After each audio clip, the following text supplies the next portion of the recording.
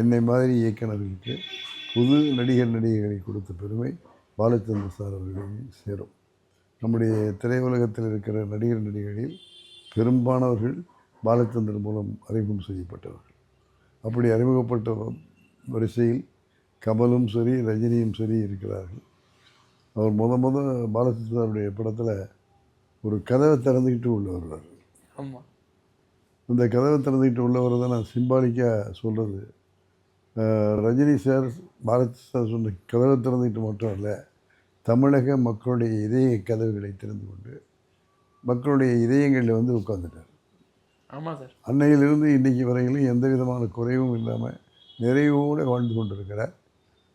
அதோடு அவருக்கு முத கூட கிடைத்த பாத்திரங்கள் எல்லாமே ஸ்டைலாக பண்ணுவார். அதான் அந்த காலத்தில் வில்லன்கள்லாம் இப்படி ஒரு சிரிப்பு சிரித்து ஹான்னு ஒரு பேசுவாசியில் பேசி அப்படி தான் நடிச்சுக்கிட்டு இருந்தாங்க. அந்த காலகட்டத்தில் ஸ்டைலான விஷயங்களை செஞ்சு கண்ணாடியை தூக்கி போட்டு முடியை தூக்கி போட்டு ஒரு வித்தியாசமாக பண்ணி வில்லன் இப்படியும் பண்ணலாம் அப்படின்னு பண்ணி காமிச்சவர் ரஜினி சார்.